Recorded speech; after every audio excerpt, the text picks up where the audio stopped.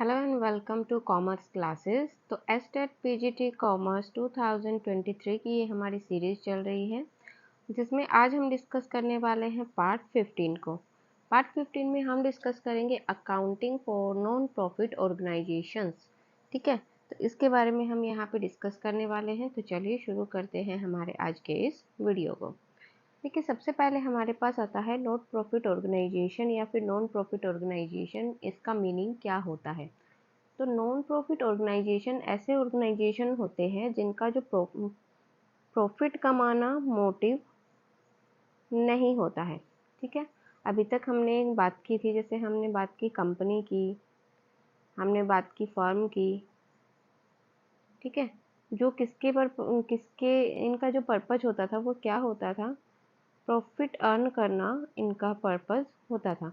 लेकिन कुछ ऑर्गेनाइजेशन कैसे होते हैं जिनका जो मेन मोटिव है वो यहाँ पे प्रॉफिट अर्न करना नहीं होता है, बल्कि क्या होता है, यहाँ पे लोगों को वेलफेयर करना होता है यहाँ पे। ठीक है, यानी कि उनका विकास करना हो सकता है या फिर उनको कुछ सुविधाएं प्रदान करना हो सकता है। इस तरीके से वेलफेयर के उद्देश्य से ये की जाती है। ठीक है, इसमें कौन कौन से ऑर्गेनाइजेशन आते हैं? जैसे आपका चैरिटेबल ट्रस्ट हो गए, कुछ अनाथालय आ गए, आपके क्लब हो गए, हॉस्पिटल्स हो गए, ठीक है, लाइब्रेरी हो गई आपकी। इसके अलावा आपके स्कूल्स हो गए, कुछ आपके जो रिलीजियस इंस्टीट्यूशन होते हैं, ठीक है, वो भी इसमें आ जाते हैं, जिनका मेन मोटिव यहाँ पे क्या होता है? प्रॉफिट अर्न करना ना हो करके क्या होता है, सिर्फ लोगों का वेलफेयर करना होता है। ठीक है, तो जैसे हॉस्पिटल में क्या कर सकते हैं, हम फ्री इलाज करवा सकते हैं। स्कूल्स में हम क्या कर सकते हैं, फ्री एजुकेशंस ले सकते हैं। ठीक है, रिलीजियस इंस्टीट्यूशन में हम क्या कर सकते हैं, धार्मिक शिक्षा ले सकते हैं। लाइब्रेरी में हम पढ़ सकते हैं। क्लब में हम क्या कर सकते हैं, खेल कूद कर सकते हैं। इस तरीके के काम हम यहाँ पे कर सकते हैं। यानी कि लोगों का यहाँ पे क्या होता है, वेलफेयर प्रोवाइड करवाना यहाँ पे मेन मोटिव होता है। इनका जो मेन उद्देश्य क्या होता है, प्रॉफिट अर्न करना यहाँ पे नहीं होता है, बल्कि लोगों को सुविधाएं प्रदान करना यहाँ पे मेन उद्देश्य होता है। ठीक है, देखिए अब क्या कहा गया है इसके डेफिनेशन में। Not profit organization are the establishment that are utilized for the welfare of community. यानी कि जो कम्युनिटी होती है, जो समाज होता है, उसकी सेवा के लिए ये काम करती हैं। And are set up as charitable institution. और चैरिटेबल का मतलब यहाँ पे क्या होता है, दानार्थ, यानी कि जो दान करने के पर्पज से एस्टेब्लिश हुए हैं। ठीक है, तो चैरिटेबल एसोसिएशन होते हैं which operate without any motive of profit, जिसमें इनका कोई भी मोटिव किसके रिगार्डिंग नहीं होता है, प्रॉफिट के रिगार्डिंग नहीं होता है। यानी कि इनको प्रॉफिट नहीं चाहिए होता है। इनका प्राइमरी ऑब्जेक्टिव यहाँ पे क्या होता है, सर्विस प्रोवाइड करना टू अ स्पेसिफिक क्लास। एक विशेष स्तर को यहाँ पे आप क्या करते हो, सुविधाएं प्रदान करते हो। और public at the larger picture, और क्या करते हो, जो पब्लिक होती है, जो आम जनता होती है, उसको भी आप यहाँ पे क्या करते हो, और सर्विस प्रोवाइड करवाने का काम यहाँ पे किया जाता है। ठीक है, तो ये हमारा क्या हो गया, इसका डेफिनेशन हो गया। चलिए नेक्स्ट हम बात करते हैं इसमें कौन कौन से अकाउंट्स यहाँ पे बनाए जाते हैं। तो यहाँ पे 3 अकाउंट बनाए जाते हैं, रिसिप्ट ऑफ पेमेंट अकाउंट और इनकम एंड एक्सपेंडिचर अकाउंट। तीसरा आता है यहाँ पे बैलेंस शीट। ठीक है, ये 3 अकाउंट यहाँ पे प्रिपेयर किए जाएंगे। एक एक करके हम इन तीनों को डिस्कस कर लेते हैं। देखिए, सबसे पहले हमारे पास आता है रिसीट एंड पेमेंट अकाउंट। ठीक है, इसको रिसिप्ट नहीं बोलेंगे, इसको रिसीट बोलेंगे। ठीक है, तो देखिए रिसिप्ट एंड पेमेंट अकाउंट क्या होता है, इसमें हमारे पास क्या होता है, एक रियल अकाउंट की तरह होता है। ठीक है, एक सेकेंड। तो यहाँ पे किसकी तरह होता है, एक रियल अकाउंट की तरह होता है। वो भी बताएंगे कि आपको ये रियल अकाउंट क्यों होता है।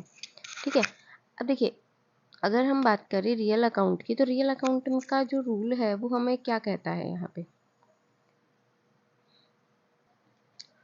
तो रिसीट अकाउंट का जो हमारे पास रियल अकाउंट का रूल हमें यहाँ पे क्या कहता है, हम डेबिट कर देंगे what comes in, what comes in और हम क्रेडिट कर देंगे व्हाट गोज आउट, यानी कि जो बाहर जा रहा है उसको हम यहाँ पे क्या कर देंगे, क्रेडिट कर देंगे, और जो इन आ रहा है उसको हम क्या कर देंगे, यहाँ पे डेबिट कर देंगे। ठीक है, तो रियल अकाउंट में हमारे पास ये रूल होता है। तो इसमें भी क्या होगा, हमारे पास दो साइड होंगी। एक हमारी साइड कौन सी होगी, एक यहाँ पे हमारी होगी debit side,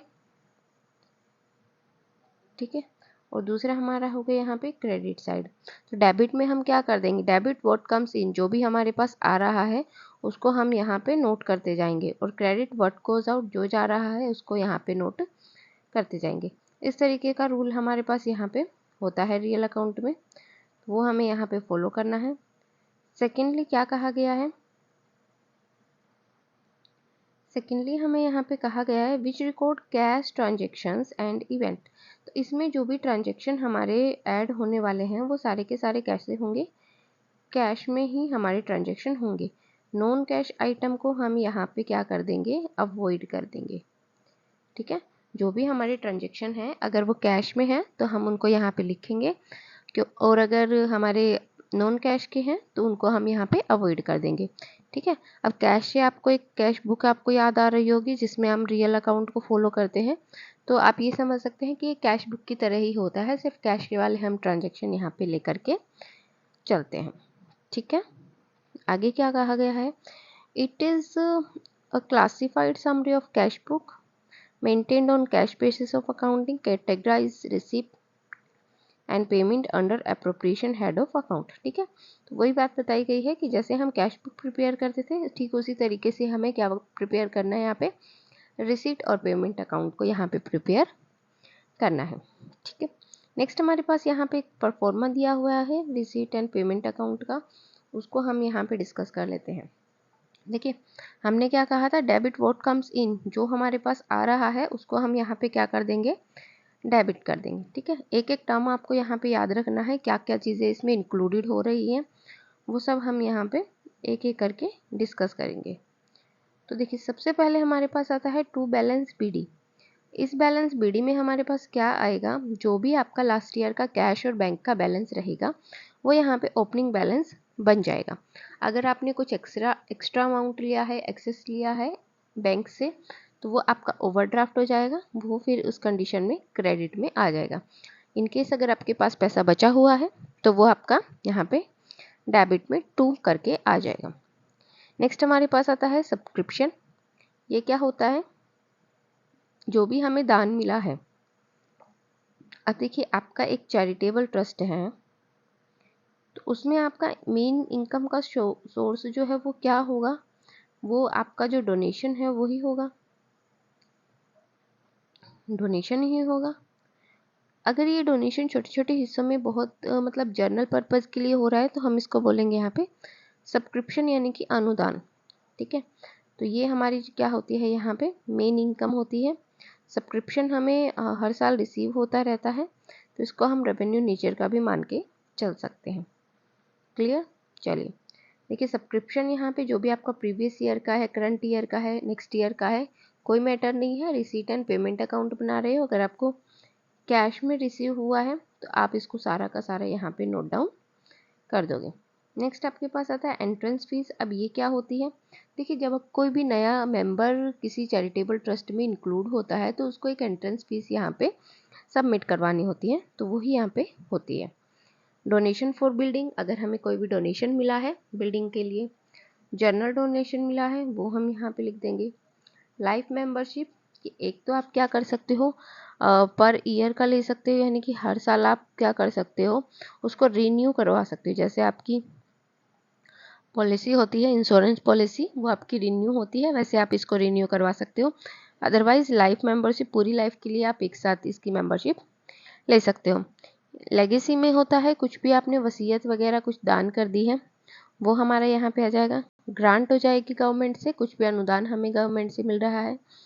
contribution for annual dinner, ठीक है, वो यहाँ इंक्लूड हो जाएगा। रेंट हो जाएगा, कुछ रिसीट हुई है हमें एनुअल सपोर्ट के स्पोर्ट्स के लिए। सेल हमने किया है कोई भी मटेरियल, मैगजीन हमने सेल की है, या फिर हमारी सन्ड्री रिसिप्ट कोई भी अदर रिसीट हो गई वो भी हम इसमें इंक्लूड कर देंगे। तो ये हो गया हमारा डेबिट साइड, यानी कि डेबिट व्हाट कम्स इन, क्या क्या आया है वो सब हमने यहाँ पे देख लिया। अब क्या क्या जाएगा उसके बारे में और देख लेते हैं। देखिए कोई भी एक्सपेंसेस अगर आपने किया है, सैलरी वेज दिए है, रेंट वगैरह दिया है, इंश्योरेंस किया है, करवाया है, या फिर फर्नीचर के लिए आपने परचेज किया है, इक्विपमेंट आपने खरीदे हैं, बुक्स वगैरह आपने खरीदी है, ऑडिट आपने करवाया है, प्रिंटिंग, स्टेशनरी, ऑनरेरियम, ये क्या होता है, ये एक पर्सन को एक जो पेमेंट है वो की जाती है। ठीक है, जैसे आप किसी पर्सन को बुलाते हैं, उसको आप पेमेंट करते हो, तो उस पेमेंट को ऑनरेरियम बोला यहाँ पे जाता है। बैंक चार्ज हो गए, पोस्टेज टेलीग्राफ हो गए, वाटर एंड इलेक्ट्रिसिटी, ये सारे के सारे हमारे एक्सपेंसेस हो गए। ठीक है, जो भी आप खर्चा कर रहे हो, चाहे वो कैपिटल नेचर का हो या रेवेन्यू नेचर का, वो हम यहाँ पे इंक्लूड करते हैं। लास्ट में अगर हम देखेंगे कि हमारा क्रेडिट साइड ज़्यादा है या फिर डेबिट साइड, अगर हमारी रिसीट्स ज़्यादा है हमारे एक्सपेंसेस से, तो हमारे पास कुछ कैश बैलेंस यहाँ पे बच जाता है। लेकिन अगर हमारा जो यहाँ पे जो खर्चे हैं वो यहाँ पे ज़्यादा है और हमारी रिसीट यहाँ पे कम है, तो उस कंडीशन में क्या बढ़ जाएगा, हमारा ओवरड्राफ्ट यहाँ पे बढ़ जाएगा। तो ये आ जाएगा यहाँ पे टू बैलेंस सीडी करके यहाँ पे हम शो कर देंगे। ठीक है, नेक्स्ट हम बात करते हैं, तो हमारे पास आता है इसके कुछ features receipt and payment account के, तो वो भी हम यहाँ पे डिस्कस कर लेते हैं। तो देखिए सबसे पहले तो क्या होता है, एक समरी होती है कैश बुक की, यानी कि हम इसमें सारे के सारे क्या करते हैं, कैश ट्रांजेक्शन्स को हम यहाँ पे यूज़ करते हैं।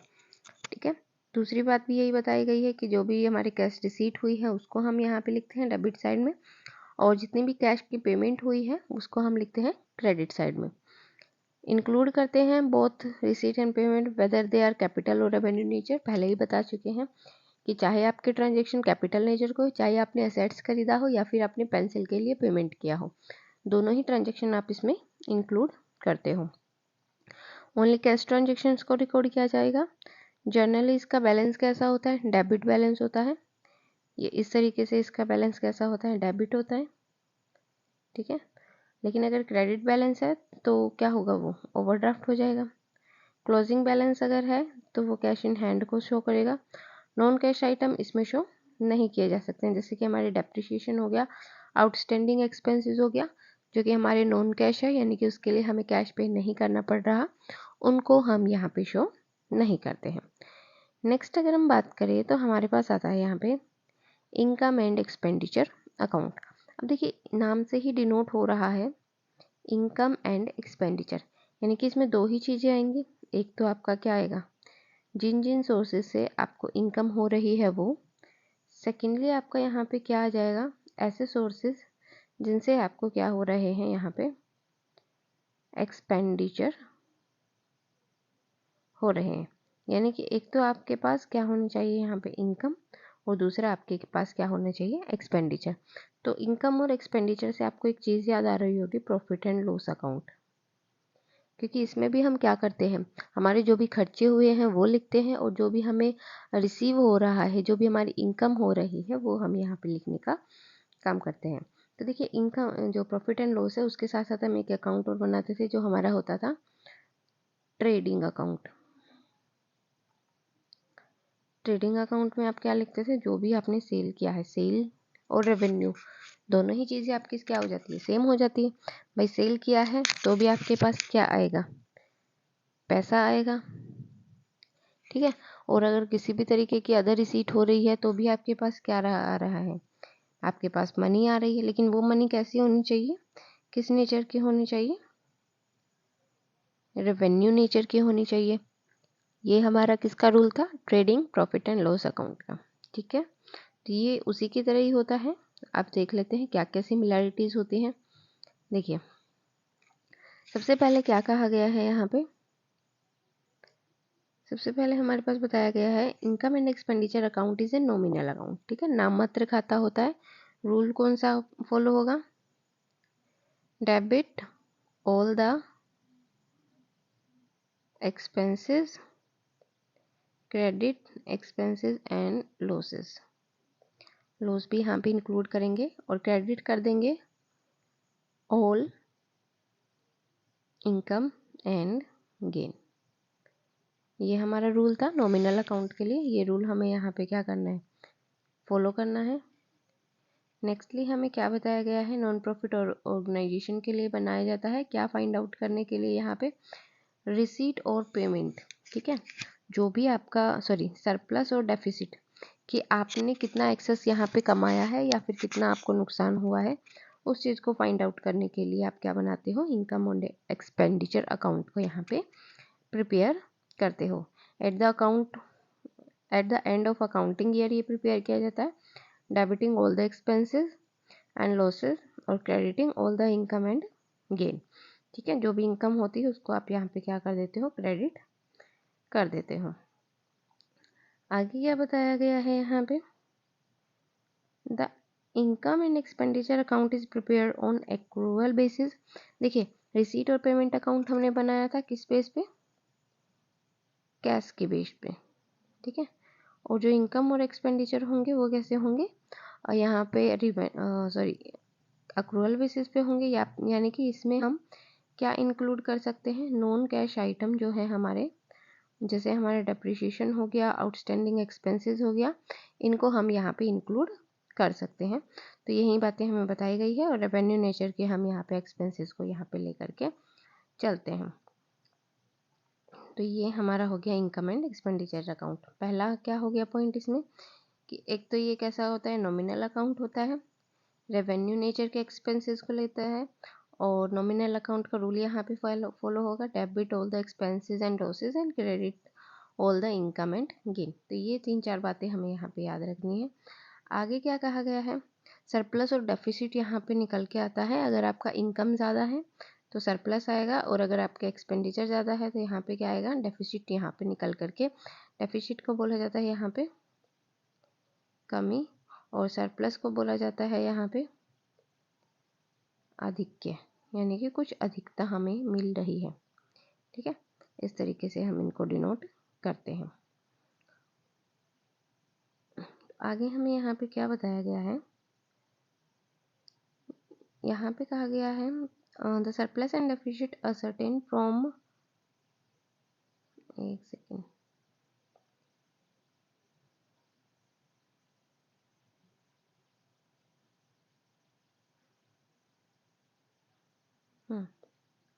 देखिए, the surplus and deficit ascertain from income and expenditure account is transfer to capital fund.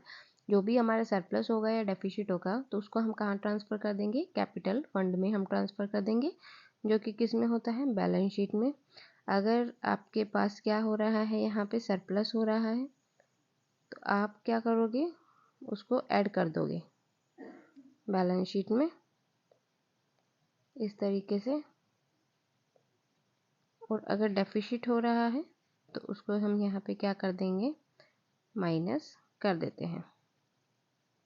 ठीक है, इस तरीके से हमें क्या करना है, इसका ट्रीटमेंट यहाँ पे करना है। सरप्लस है तो ऐड कर दीजिए कैपिटल फंड में, बैलेंस शीट में, और अगर डेफिसिट है तो हम उसको क्या कर देंगे, माइनस कर देते हैं। The difference between the two side is either surplus, और ये हम डिस्कस कर चुके हैं कि किस तरीके से सरप्लस होगा। इनकम अगर ज़्यादा है तो अगर वो आपका सरप्लस होगा, अगर एक्सपेंडिचर ज़्यादा है तो वो आपका यहाँ पे डेफिसिट हो जाएगा। Income and expenditure account is prepared from trial balance. ठीक है, इसको ट्रायल बैलेंस से प्रिपेयर किया जाता है when complete set of books are maintained, जहाँ पे बुक्स अच्छे से मेंटेन की जाती है, और from receipt and payment account. ठीक है, दूसरा हम मतलब दो ही चीज़ें हमें यहाँ पे बताई हुई है कि एक तो हम इसको बना सकते हैं किससे, ट्रायल बैलेंस से।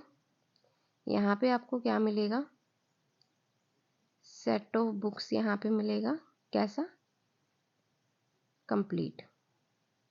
सेकंड हमारे पास ऑप्शन क्या है, यहाँ पे हमारा रिसीट एंड पेमेंट अकाउंट, जहाँ पर हमारा जो सेट ऑफ बुक्स है वो कैसा है, इनकम्प्लीट यहाँ पे होता है। ठीक है, तो इन दो तरीक़ों से हम क्या कर सकते हैं, हमारे जो अकाउंट्स है, हमारा जो इनकम एंड एक्सपेंडिचर अकाउंट है, उसको हम यहाँ पे प्रिपेयर कर सकते हैं। नेक्स्ट अगर हम बात करें यहाँ पे फीचर की, तो फीचर्स में क्या आ जाएगा, रेवेन्यू नेचर के एक्सपेंसेस को हम यहाँ पे लेके चलते हैं, एक्रूअल बेसिस ऑफ अकाउंटिंग लेके चलते हैं। एक्रूअल में क्या होता है, कि जो हमारे नॉन कैश आइटम है वो भी आ जाते हैं। इनकम कब रिसीव हो रही है उस पर डिपेंड नहीं करता है, किस पर डिपेंड करता है कि वो अक्रू कब हो रही है। ठीक है, वो ड्यू कब हो रही है तभी हम उसको क्या कर लेते हैं, इंक्लूड कर लेते हैं। करंट पीरियड के लिए बनाया जाता है, इसमें सारे आपके इनकम, एक्सपेंसेस, लॉसेस पेड और नोट हुए हैं नहीं हुए हैं वो सारे के सारे हम यहाँ पे क्या कर लेते हैं, इंक्लूड कर लेते हैं।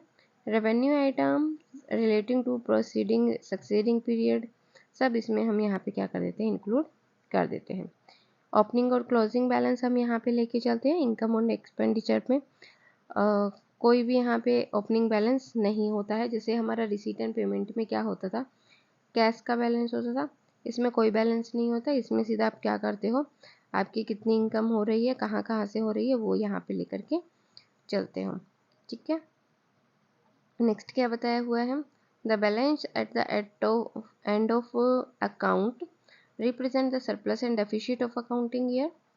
और सरप्लस ऑफ डेफिसिट हम कहाँ ट्रांसफ़र कर देते हैं, कैपिटल फंड में हम इसको ट्रांसफ़र कर देते हैं। एडजस्टमेंट अगर हमें किसी तरीके का कोई भी करना हो तो वो हम यहाँ पे कर सकते हैं। It record adjustment relating the prepaid outstanding provision depreciation, सारे के सारे एडजस्टमेंट यहाँ पे हो जाते हैं। तो फीचर्स हमारे पास यहाँ पे क्या क्या हो गए, एक तो हम ये क्या करेंगे, सारे के सारे रेवेन्यू नेचर के एक्सपेंसेस यहाँ पे लेके चलेंगे। जो कैपिटल नेचर है उसके एक्सपेंसेस हम यहाँ पे नहीं लेके चलेंगे। ठीक है, इग्नोर करेंगे उनको हम। एक्रूअल बेसिस ऑफ अकाउंटिंग कि जब इनकम क्या हो रही है हमारी, ड्यू हो रही है, एक्सपेंसेस हो चाहे वो इनकम हो। ठीक है, जब भी वो क्या होगी, ड्यू होगी, तभी हम उसको क्या कर देंगे, यहाँ पे रिकॉर्ड कर देंगे। करंट पीरियड के लिए बनाया जाता है, जो आपका अकाउंटिंग पीरियड होता है उसके लिए हम इसको प्रिपेयर करते हैं। कोई भी ओपनिंग या क्लोजिंग बैलेंस इनका नहीं होता है।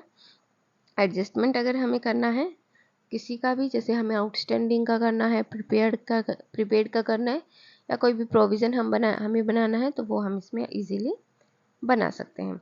ये हमारे पास यहाँ पे आता है इसका परफॉर्मा, कि इनकम और एक्सपेंडिचर अकाउंट है, इसका परफॉर्मा किस तरीके से होता है, तो उसको हम यहाँ पे डिस्कस कर लेते हैं। तो देखिए, सबसे पहले हमारे पास यहाँ पे है सैलरी। सैलरी के लिए यहाँ पे प्रोविज़न दिया हुआ है कि सैलरी आपकी दी हुई है, आउटस्टैंडिंग है अगर कोई भी salary eight the end of the year, उसको हम यहाँ पे ऐड कर देंगे।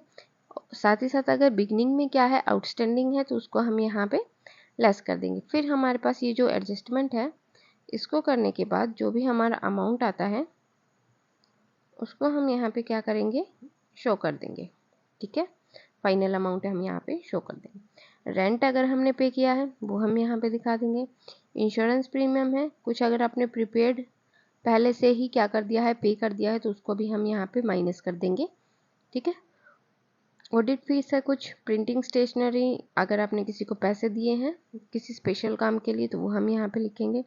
टेलीफोन एक्सपेंसेस हो गया, रिपेयर हो गया, डेप्रिशिएशन हो गया, मटेरियल यूज़ जो भी हो कर लिया है हमने। सरप्लस अगर आ रहा है, यानी कि इनकम साइड अगर आपकी ज़्यादा आ रही है तो यहाँ पे सरप्लस हो जाएगा।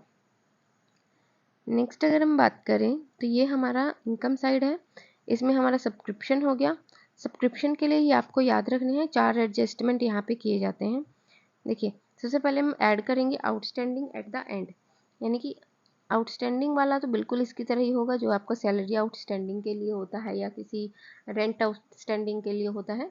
बिल्कुल सेम प्रोविज़न यहाँ पे आपको लेके चलना है। आउटस्टैंडिंग एट द एंड वाला ऐड कर देंगे और बिगनिंग वाला यहाँ पे ऐड कर देंगे। ठीक है, एडवांस बिगनिंग वाला और आउटस्टैंडिंग।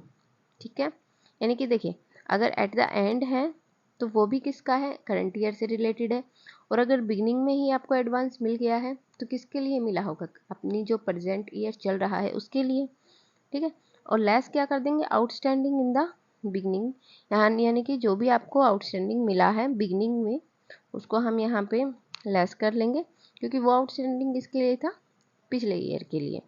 एडवांस अगर हमें मिला है एट द एंड, यानी कि एडवांस आखिरी में मिला है, साल के आखिरी में, तो वो एडवांस किसके लिए मिला होगा, अगले साल के लिए, आने वाले साल के लिए, तो उसको हम यहाँ पे क्या कर देंगे, माइनस कर देंगे। तो इस चीज़ का एडजस्टमेंट आपको यहाँ पे याद रखना है, किस तरीके से हम सब्सक्रिप्शन में हम जो एडजस्टमेंट है वो करते हैं। नेक्स्ट हमारे पास एंट्रेंस फीस, अगर हमें रेवेन्यू नेचर की रिसीट हुई है वो हम यहाँ पे लिख देंगे। डोनेशन अगर हमें रिसीव हुआ है, अगर हमने ओल्ड न्यूज़पेपर को सेल किया है। यहाँ पे हम ओल्ड न्यूज़पेपर क्यों लिख रहे हैं, क्योंकि देखिए न्यूज़पेपर क्या है, न्यूज़पेपर आपकी ऐसी चीज़ है जो आपके पास डेली आता है, ठीक है। डेली आता है तो आप उसको क्या करोगे, आप उसको हर 3 महीने या 6 महीने या फिर 1 साल में तो उनको क्या करोगे, सेल करोगे ही। तो आप इनको ये नहीं कह सकते हैं क्योंकि कैपिटल नेचर का है, क्यों, क्योंकि ये आपका डेली का रूटीन हो गया, ठीक है। तो इसलिए आप इसको इंक्लूड करोगे किसमें, रेवेन्यू नेचर की इनकम में। नेक्स्ट हमारे पास आता है कोई भी होल रेंट हो गया, सन्ड्री रिसीट यहाँ पे हो गई, तो वो सारी की सारी हम यहाँ पे लिख देंगे। इनकम ज़्यादा है, एक्सपेंडिचर कम है, तो उस कंडीशन में आपको यहाँ पे सरप्लस हो जाएगा। और सेकंड कंडीशन क्या बनती है आपकी, कि आपके एक्सपेंडिचर ज़्यादा है, इनकम कम है, तो उस कंडीशन में आप यहाँ पे आपका जो डेफिसिट है वो यहाँ पे बन जाएगा, यानी कि कमी इसको हम बोलते हैं। इस तरीके से हमारा ये क्या बन जाएगा, इनकम एंड एक्सपेंडिचर अकाउंट, ठीक है। इस तरीके से ये हमारा अकाउंट बन के तैयार हो जाएगा। नेक्स्ट हमारे पास आता है बैलेंस शीट। अब बैलेंस शीट कैसे होती है, जो हमारी बाकी कंपनीज वगैरह की बैलेंस शीट होती है वैसी ही होती है, बस इसके कुछ आइटम है वो यहाँ पे चेंज हो जाते हैं। जैसे कि हमने कह दिया कि हमारे पास फंड आता है, तो फंड हम यहाँ पे लिखेंगे। इसके अलावा हमारे पास क्या आते हैं, हमारे पास कुछ डोनेशंस आते हैं, स्पेशल डोनेशन। अब जो स्पेशल डोनेशन होगा वो हमें कहाँ कब कब मिलेगा, मतलब ऐसा तो है नहीं कि रोज़ एक ही बंदा आपको क्या कर रहा है, डोनेशन दे रहा है। रेवेन्यू नेचर का तो होगा नहीं। अगर मान लीजिए आपने क्या बनानी है, बिल्डिंग बनानी है, ठीक है, आपका कोई ट्रस्ट है, आपके उसके लिए बिल्डिंग बनानी है, उसके लिए आपको डोनेशन मिला, तो ये कैसा है, स्पेशल डोनेशन है। इसको हम बैलेंस शीट में लिखेंगे। साथ ही साथ अगर आपको कोई पार्क बनाना है, उसके लिए आपको डोनेशन मिला है, तो वो भी कैसा है, स्पेशल डोनेशन है, तो उसको भी आप कहाँ लिखोगे, बैलेंस शीट में यहाँ पे शो करोगे, ठीक है। तो इस तरीके से कुछ हमारे आइटम्स होते हैं, तो एक एक करके हम इनको यहाँ पे डिस्कस कर लेंगे। तो देखिए सबसे पहले क्या कहा गया है यहाँ पे,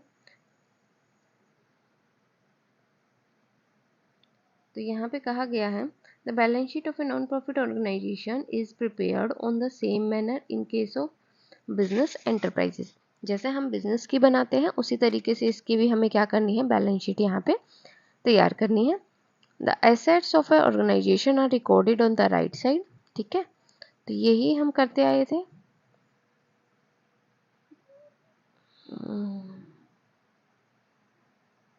हम जब बैलेंस शीट बनाते हैं तो बैलेंस शीट में हम क्या करते हैं, यहाँ पे हमारी क्या होती हैं, लाइबिलिटीज़ होती हैं, और यहाँ पे हमारी क्या होती है, एसेट्स होती है, ठीक है। तो वही करना है, राइट साइड में हमें एसेट्स लिखना है और लेफ्ट साइड में हमें क्या करना है, यहाँ पे लाइबिलिटीज़ को यहाँ पे नोट डाउन करना है। नेक्स्ट हमें क्या बताया गया है, नॉन प्रॉफिट ऑर्गेनाइजेशन में कोई भी टर्म कैपिटल कोई भी टर्म यहाँ पे यूज़ नहीं होती है। जैसे हम पार्टनरशिप में कहते हैं कि पार्टनर्स क्या लेके आते हैं, कैपिटल लेके आते हैं। कंपनी के केस में क्या होता है, कंपनी क्या कहती है, शेयर कैपिटल इशू करती है, लेकिन यहाँ पे कोई भी कैपिटल टर्म यहाँ पे यूज़ नहीं होता है। बैलेंस शीट में क्या शो की जाती है, जो एसेट्स और लाइबिलिटीज़ की एक्चुअल वैल्यू है। साथ ही साथ कैपिटल फंड याद आया आपको, इसमें आपको क्या ऐड करना होता है, जो भी आपकी सरप्लस होता है या फिर डेफिसिट होता है, सरप्लस को ऐड कर देते हैं और डेफिसिट को माइनस करते हैं। तो ये वही वाला कैपिटल फंड है, ठीक है। Ascertain from income and expenditure is added और डिडक्टेड, कैपिटल फंड में से हम उसको ऐड या डिडक्ट कर सकते हैं। Other item added to capital fund are capitalize event like legacy, entrance fees, ये सारे कैसे होते हैं, कैपिटल नेचर के होते हैं। कैपिटलाइजेशन का मतलब यहाँ पे क्या होता है कि जो भी आपका कैपिटल नेचर का होता है वो सारा का सारा आप किस में ऐड कर दोगे, कैपिटल फंड में, ठीक है। अब कैपिटल नेचर का होने का मतलब यहाँ पे क्या है कि जो आपको आपके जो चैरिटेबल ट्रस्ट है उसको एक टाइम ही आपको रिसीव होने वाली है। जैसे कि हमने कह दिया एंट्रेंस फीस, अब एंट्रेंस फीस एक आदमी एक ही बार एडमिशन लेगा या फिर एंटर करेगा, तो वो एक ही बार क्या लेके आएगा, एंट्रेंस फीस लेके आएगा, बार बार तो लेके नहीं आएगा। ठीक है, तो ये हमारे पास क्या है, कैपिटल नेचर का हो गया। किसी की वसीयत आपको मिल रही है तो वो भी एक ही बार मिलेगी। लाइफ मेंबरशिप फीस मिल रही है आपको, तो वो भी आपको क्या मिलेगी, एक ही बार मिलेगी। तो वो सारी की सारी हम क्या कर देंगे, कैपिटल फंड में ऐड कर देंगे। सम फंड में भी created other than capital fund. कुछ फंड कैसे होते हैं, कैपिटल फंड के अलावा भी होते हैं, जैसे हो गया स्पोर्ट्स फंड हो गया, बिल्डिंग फंड हो गया। ये किसके लिए होते हैं, स्पेशल रिक्वायरमेंट के लिए होते हैं, स्पेसिफिक रिक्वायरमेंट के लिए ही होते हैं। जैसे हमने कह दिया मैच फंड, तो इस फंड का मेन पर्पस क्या होगा, एक टूर्नामेंट करवाना, जो कि किसके लिए होगा, मैच के लिए। ठीक है, क्रिकेट के लिए वो हो सकता है या फुटबॉल के लिए हो सकता है, तो वो मैच के लिए होगा। ठीक है, इस तरीके से हम ये अदर फंड भी बना सकते हैं कैपिटल फंड के अलावा। स्टेप्स यहाँ पे बताए हुए हैं, तो स्टेप्स यहाँ पे कुछ ज़्यादा एक्स्ट्रा हमें यहाँ पे पढ़ने की ज़रूरत नहीं है। किस किस का तरीके से हम यहाँ पे बना सकते हैं, देखिए सबसे पहले हमें ओपनिंग बैलेंस यहाँ पे निकालना होता है कैपिटल फंड का। अगर नहीं दिया हुआ है तो हम ओपनिंग बैलेंस शीट बनाते हैं और फिर हम क्या करते हैं, कैपिटल फंड का यहाँ पे बैलेंस निकालते हैं। ठीक है, कैपिटल फंड का ओपनिंग कैपिटल फंड कैसे होता है कि आपकी क्या है, यहाँ पे जब आप ओपनिंग बैलेंस शीट बना रहे हो तो आपके एसेट्स यहाँ पे ज़्यादा हो गई है, किससे, लाइबिलिटीज से, तो आपका यहाँ पे कैपिटल फंड का जो बैलेंस है वो निकल करके आ जाएगा। उसके बाद क्या किया जाता है, जो भी आपके इनकम और एक्सपेंडिचर अकाउंट में क्या निकल के आया था आपका सरप्लस और डेफिसिट, ये हम काफ़ी बार पढ़ चुके हैं कि क्या होता है कि कैपिटल फंड में हम क्या कर देते हैं, अगर आपके पास सरप्लस हो रहा है इनकम और एक्सपेंडिचर से, तो हम उसको यहाँ पे ऐड कर देंगे। लेकिन अगर आपको क्या हो रहा है, डेफिसिट हो रहा है, तो हम उसको यहाँ पे क्या कर देते हैं, माइनस कर देते हैं। ठीक है, तो ये चीज़ हमें बार बार यहाँ पे बताई जा रही है कि कैपिटल फंड का आप ट्रीटमेंट किस तरीके से करोगे। अगर आपको ओपनिंग कैपिटल फंड दिया हुआ है तो उस कंडीशन में आप क्या कर दोगे, सरप्लस या डेफिसिट है उसका एडजस्टमेंट कर दोगे। और अगर नहीं दिया हुआ है तो आप यहाँ पे क्या प्रिपेयर करोगे, ओपनिंग बैलेंस शीट। ठीक है, ओपनिंग बैलेंस शीट यहाँ पे प्रिपेयर की जाएगी और उसमें क्या किया जाएगा, उसके थ्रू जो कैपिटल फंड है उसको यहाँ पे फाइंड आउट किया जाएगा। क्लियर हो गया, चलिए नेक्स्ट हमें यहाँ पे क्या बताया गया है, नेक्स्ट स्टेप में हमें यहाँ पे क्या करना है तो वो हम देख लेते हैं। The net amount of liability is shown in the liability side of the balance sheet. ठीक है, जो भी आपकी लाइबिलिटीज़ हैं वो सारी की सारी आप किधर दिखाओगे, यहाँ पे आपकी जो लाइबिलिटी साइड है वहाँ पे आप यहाँ पे शो करोगे। Liability appearing in the previous year balance sheet should be seen as whether their payment has been made against them। तो जो हमारी प्रीवियस ईयर की बैलेंस शीट थी उसमें अगर कुछ लाइबिलिटीज़ हैं तो उनके लिए क्या देखा जाता है कि इनकी पेमेंट ड्यूरिंग द ईयर की गई है या नहीं की गई है। अगर ड्यूरिंग द ईयर की गई है तो उसका एडजस्टमेंट किया जाता है। एडजस्टमेंट कैसे किया जाएगा, पेमेंट की गई है तो उसको उसमें से कुछ पार्ट माइनस कर दिया जाएगा, और अगर हमने कुछ और लाइबिलिटीज़ यहाँ पे क्रिएट कर ली है तो उनको ऐड कर दिया जाएगा।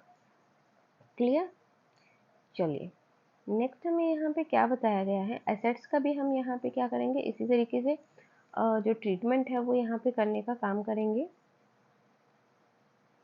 एसेट्स का हम ट्रीटमेंट किस तरीके से करेंगे कि अगर हमने क्या किया है, कुछ नई एसेट्स यहाँ पे परचेज की है, सेल किया है, परचेज किया है, या फिर हमने डेप्रिसिएशन लगाया है। डेप्रिसिएशन के केस में आप उसमें से कुछ अमाउंट माइनस करके दिखाओगे, और अगर आपने सेल किया है तो भी माइनस करके दिखाओगे, परचेज किया है तो आप उसको क्या कर दोगे, प्लस यहाँ पे कर दोगे। डेप्रिसिएशन के केस में माइनस, सेल के केस में क्या हो जाएगा, माइनस हो जाएगा। डेप्रिसिएशन के अमाउंट में जितना डेप्रिसिएशन का एक जो पर्टिकुलर अमाउंट है सिर्फ वो ही यहाँ पे क्या होगा, माइनस होगा। और सेल के केस में कि जितनी उसकी सेलिंग प्राइस है, यानी कि जितने में आपने उसको क्या किया है, सेल किया है। अब ये चाहे प्रॉफिट में हो चाहे लॉस में हो, मान लीजिए आपकी एसेट्स हैं, देखिए इसको हम एग्जांपल के थ्रू बताते हैं। आपकी एसेट्स है, आपके एसेट्स का वैल्यू यहाँ पे कितना था, 5,000 रुपये था। ठीक है, उसमें से आपने 1000 की यहाँ पे निकाल ली और इसको आपने क्या कर दिया, सेल कर दिया। ठीक है, 1000 की एसेट्स को आपने क्या कर दिया, सेल। तो नेक्स्ट बैलेंस शीट में आपकी जो एसेट्स की वैल्यू है वो यहाँ पे कितनी रहेगी, 4000 यहाँ पे रहने वाले हैं। इसका कोई फर्क नहीं पड़ता कि आपने इसको 1200 में बेचा है या फिर इसमें आपने इसको 800 में बेचा है। अगर आप इसको 1200 में सेल करते हो तो आपको क्या मिल रहा है, यहाँ पे 200 रुपये का प्रॉफिट मिल रहा है। इस प्रॉफिट को आप कहाँ दिखाओगे, इनकम एंड एक्सपेंडिचर अकाउंट में। ठीक है, ये चीज़ आपको याद में रखनी है। और 1200 रुपये आपको जो रिसीव हो रहे हैं उसको आप किस में दिखाओगे, रिसीट एंड पेमेंट अकाउंट में। ठीक है, यानी कि ये 1200 की तो आपको क्या हुई है, रिसीट हुई है, लेकिन आपको प्रॉफिट हुआ है वो कितने का हुआ है, 200 रुपये का। जो हमारा नॉमिनल अकाउंट का रूल है वो क्या कहता है, credit all income and gain. तो ये हमारे पास क्या है, गेन की तरह, एक लाभ की तरह है। इसको हम किस में दिखाएंगे, इनकम एंड एक्सपेंडिचर अकाउंट में। 1200 आपका रिसीट एंड पेमेंट अकाउंट में। इन कंडीशन अगर आप उसको 800 में सेल कर रहे हो तो यहाँ पे क्या हो रहा है, आपको 200 रुपये का लॉस हो रहा है। लॉस की कंडीशन में भी आप इसको कहाँ दिखाओगे, एज एन एक्सपेंडिचर आप इसको यहाँ पे शो करोगे, इनकम एंड एक्सपेंडिचर अकाउंट में। क्लियर हो गया। तो ये बात यहाँ पे थी कि आप एसेट्स का यहाँ पे जो भी एडजस्टमेंट है वो किस तरीके से आपको करना है। नेक्स्ट स्टेप हमारे पास क्या आता है, the adjusted value of the advance given is shown on the asset side of balance sheet. यानी कि आपने कुछ एडवांस दिया हुआ है, उसको आपको कहाँ दिखाना है, एसेट साइड में दिखाना है। Expenses, the adjusted value of expenses made in income expenditure will also appear in balance sheet. ठीक है, जो भी आपने एडजस्टमेंट किए हैं, आउटस्टैंडिंग से रिलेटेड हो, प्रीपेड से रिलेटेड हो, प्रीपेड से रिलेटेड है तो आप उसको कहाँ दिखाओगे, एसेट साइड में। ये बेसिक रूल है जो आप बहुत टाइम से पढ़ते आ रहे हो। और आपका जो आउटस्टैंडिंग है उसको आप कहाँ दिखाओगे, लायबिलिटी साइड में। ठीक है, आउटस्टैंडिंग है मतलब आपको अभी देना है, और देना है यानी कि आपको क्या है, उधार की तरह आपके ऊपर, आपके सर के ऊपर एक बोझ की तरह है। तो जो बोझ है वो हम कहाँ दिखाएंगे, आपका जो लायबिलिटी साइड है बैलेंस शीट का उसमें हम दिखाएंगे। और जो आपने पहले ही जिसके लिए पेमेंट कर दिया है, यानी कि आपने कुछ अपने सर से हल्का कर दिया है पहले ही, तो उसको आप कहाँ दिखाओगे, आपका संपत्ति वो बन जाता है, एसेट साइड में हम उसको शो करते हैं। ठीक है, तो नेक्स्ट हमारे पास यहाँ पे आता है कि किस तरीके से हमारा ये जो बैलेंस शीट है इसका हमें यहाँ पे परफॉर्मा दिया हुआ है। कैपिटल फंड यहाँ पे आ जाएगा, कैपिटल फंड आ जाएगा। कैपिटल फंड के बाद उसमें सरप्लस या डेफिसिट जो भी है हम उसको एड लेस कर देंगे। एंट्रेंस फीस है, उसका हम क्या कर देंगे, यहाँ पे कैपिटलाइजेशन कर देंगे। ठीक है, यहाँ पे अमाउंट आ जाएगा हमारा। बिल्डिंग फंड है तो डोनेशन अगर हमें मिला है तो उसको हम यहाँ पे ऐड कर देंगे। इनकम हुई है अगर हमें बिल्डिंग फंड से किसी भी तरीके का इंटरेस्ट रिसीव हुआ है या अदर इनकम हमें हुई है तो हम यहाँ पे ऐड कर देंगे। इन्वेस्टमेंट अगर हमने किया है तो वो भी हम यहाँ पे क्या कर देंगे, ऐड यहाँ पे कर देंगे। इन्वेस्टमेंट किया नहीं, इन्वेस्टमेंट हमें मिला है तो कोई, यानी कि किसी ने हमारी जो चैरिटेबल ट्रस्ट है उसमें इन्वेस्टमेंट किया है, तो इन्वेस्टमेंट किया है तो हमें वो पैसा देना होगा, और देना होगा तो वो हमारे लिए क्या हो जाएगा, यहाँ पे एक तरीके से लाइबिलिटी हो जाएगी, तो वो हम यहाँ पे शो कर देंगे। नेक्स्ट हमारे पास स्पोर्ट्स फंड हो गया, उसमें भी अगर किसी भी तरीके का इन्वेस्टमेंट हुआ है, कुछ डोनेशन मिला है, वो सब हम यहाँ पे ऐड कर देंगे। स्पोर्ट्स प्राइज अवॉर्डेड, देखिए इसमें क्या होता है, जनरली यूजुअली हमें क्या मिलते हैं, कुछ हमें फंड्स मिलते हैं। ठीक है, कुछ हमें क्या मिलते हैं, फंड्स मिलते हैं। तो ये फंड्स का क्या होता है, अमाउंट होता है। कुछ हमें इन फंड के साथ ही क्या मिलता है, एक्स्ट्रा फंड और मिल जाता है, यानी कि एक्स्ट्रा मनी मिल जाता है जिसको हम डोनेशन बोलते हैं। स्पोर्ट्स फंड के लिए उसको भी हम क्या कर देते हैं, ऐड कर देते हैं। साथ ही साथ हम क्या करते हैं, कुछ खर्चे भी करते हैं। खर्चे उन स्पोर्ट्स को करवाने के लिए हमने कुछ खर्चा किया है, या अदर हमने कुछ प्राइज़ वगैरह दिए हैं तो उसके लिए हमें खर्चा तो करना पड़ेगा। अब इस खर्चे को आप क्या करोगे, इस स्पोर्ट्स फंड में से ही क्या कर देते हैं, हम उसको माइनस करके दिखा देते हैं। ठीक है, इस तरीके से हमें ये क्या करने होते हैं, एडजस्टमेंट करने होते हैं। जो एडजस्टमेंट हम कहाँ करते हैं, हमारी जो बैलेंस शीट है उसमें ये एडजस्टमेंट किए जाते हैं। अदर लाइबिलिटीज़ में आ जाएगा हमारे पास आउटस्टैंडिंग, अगर कोई भी एक्सपेंसेस है हमारा, जैसे रेंट हो गया, सैलरी हो गई, कोई भी चार्जेस हो गए, वो हम यहाँ पे लिख देंगे। सब्सक्रिप्शन रिसीव्ड इन एडवांस, अब ये यहाँ पे लाइबिलिटी साइड में क्यों आया उसको भी समझिए। देखिए कहा गया है आपने सब्सक्रिप्शन रिसीव किया है किसमें, एडवांस में। अब एडवांस में रिसीव किया है तो आपको इसको नेक्स्ट ईयर में क्या करना पड़ेगा, एडजस्ट करना पड़ेगा। और जब तक आप इसको नेक्स्ट ईयर में क्या नहीं कर देते हो, एडजस्ट नहीं कर देते हो, तब तक ये क्या है आपके ऊपर एक लाइबिलिटीज़ की तरह यहाँ पे बन करके रह जाएगा। इसलिए आप इसको क्या करोगे, यहाँ पे लाइबिलिटी साइड में शो करोगे। ठीक है, तो लाइबिलिटी साइड के सारे जो आइटम्स है वो आपको क्लियर हो गए। नेक्स्ट अगर हम बात करें हमारी एसेट साइड के आइटम्स की, उनको और देख लेते हैं। देखिए बिल्डिंग हो गई, बिल्डिंग में अगर आपने कुछ एडिशन किया है आप वो ऐड कर दोगे। डेप्रिसिएशन अगर आपने चार्ज किया है तो उसको आप क्या कर दोगे, यहाँ पे माइनस कर दोगे। ऐसे ही आप क्या कर दोगे, फर्नीचर का कर दोगे, या फिर जो भी अदर एसेट है आपकी, आप उसके रिगार्डिंग आप इस तरीके से एडजस्टमेंट कर सकते हैं। नेक्स्ट अगर हम बात करें तो हमारे पास आता है करंट असेट्स में। करंट असेट्स में आ जाएंगे हमारे पास cash in hand, cash at bank, ये 2 बार हो गया। सब्सक्रिप्शन इन एरर, यानी कि हमें मिलना चाहिए था, हमें मिला नहीं है, यानी कि ये क्या है, हमारा पैसा आने वाला है। ठीक है, और आने वाला है तो वो हमारी क्या हो जाएगी, यहाँ पे एसेट हो जाएगी। तो उसको हम यहाँ पे लिखेंगे। अक्रूड इंटरेस्ट का भी यही कैसे कि अक्रू हो चुका है लेकिन हमें मिला नहीं है, यानी कि ड्यू हो चुका है बट मिला नहीं है, तो उसको भी हम क्या करेंगे, यहाँ पे एसेट साइड में लिखेंगे। प्रीपेड अगर आपने दे दिया है, यानी कि आपको पे करने का ज़रूरत नहीं है, तो वो भी आपका एसेट साइड में आ जाएगा। और आपका आपने कोई भी इन्वेस्टमेंट किया है, कोई भी कहीं भी पैसा लगाया है, तो वो क्या है, आपका एसेट हो जाएगा। स्पोर्ट्स फंड इन्वेस्टमेंट भी क्या हो जाएगा, आपका यहाँ पे एसेट हो जाएगा। तो इस तरीके से हम अपनी जो बैलेंस शीट है उसको यहाँ पे प्रिपेयर करने का काम करते हैं। क्लियर हो गया। चलिए नेक्स्ट हमारे पास यहाँ पे कुछ आइटम्स आते हैं, कुछ टर्म्स आती हैं जो कि बहुत ज़्यादा इंपॉर्टेंट होती है नॉन प्रॉफिट ऑर्गेनाइजेशन के लिए। इनको भी हमें पढ़ना यहाँ पे ज़रूरी हो जाता है। देखिए सबसे पहले हमारे पास आता है यहाँ पे सब्सक्रिप्शन। अब इसको हम बोलते हैं अनुदान। क्या होता है, ये डोनेशन होता है मेन।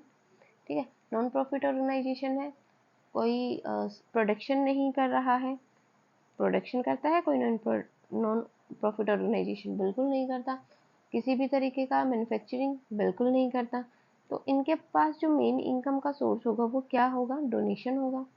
ठीक है, डोनेशन के थ्रू ही ये क्या करते हैं, अपने इनकम को जनरेट करते हैं। तो डोनेशन यहाँ पे क्या होता है, मेन सोर्स होता है नॉन प्रॉफिट ऑर्गेनाइजेशन के लिए। डेबिट साइड में ही लिखा जाता है रिसीट एंड पेमेंट अकाउंट के, और contribution from it is related the current year should be return in the credit side of income and expenditure account. ये चीज़ हम देख चुके हैं कि जितना भी हमें पैसा रिसीव हो रहा है उसको हम क्या करते हैं, रिसीट एंड पेमेंट अकाउंट में नोट करते हैं। क्लियर। सब्सक्रिप्शन क्या है, आपको रिसीव होगा तो आप इसको क्या करोगे, रिसीट एंड पेमेंट अकाउंट में लिख दोगे। लेकिन इससे रिलेटेड जो भी एडजस्टमेंट अगर आपको करने हैं तो वो आप कहाँ करोगे, इनकम और एक्सपेंडिचर अकाउंट में। ये चीज़ भी आपको याद में रखनी है। किस तरीके से करेंगे वो हम आगे देख लेंगे। तो ये हमारे पास कहाँ शो होगा, क्रेडिट साइड में, किसके, इनकम और एक्सपेंडिचर अकाउंट में। जैसे हमने कहा था आउटस्टैंडिंग एट द एंड है, उसको हम ऐड कर देंगे, बिगनिंग है तो उसको हम लेस कर देंगे। रिसीव्ड इन एडवांस है, अगर इन द बिगनिंग में वो रिसीव हो रहा है तो एडवांस किसके लिए रिसीव हुआ है, हमारे करंट ईयर के लिए, उसको हम ऐड कर देंगे। और अगर एट द एंड हमें रिसीव हुआ है तो मतलब वो नेक्स्ट ईयर के लिए रिसीव हुआ है। ठीक है, उसको हम क्या कर देते हैं, यहाँ पे लेस कर देते हैं।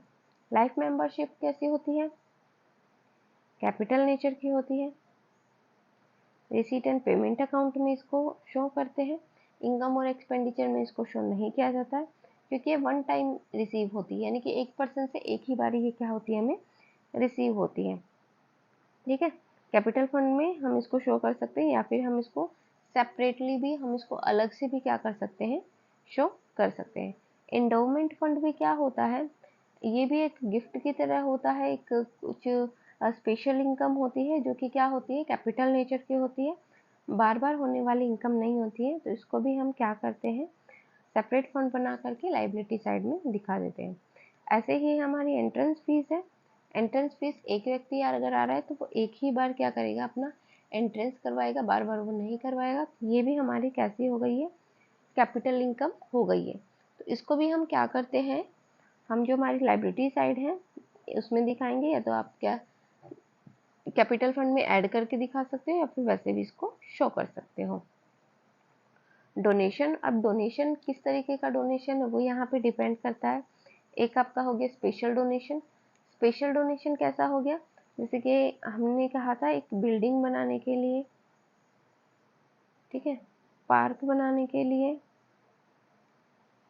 हॉस्पिटल बनाने के लिए, अगर इन उस पर लिखा हुआ है कि ये इस पर्पज़ के लिए है तो वो हमारे पास क्या हो जाता है, स्पेशल डोनेशन यहाँ पे हो जाता है।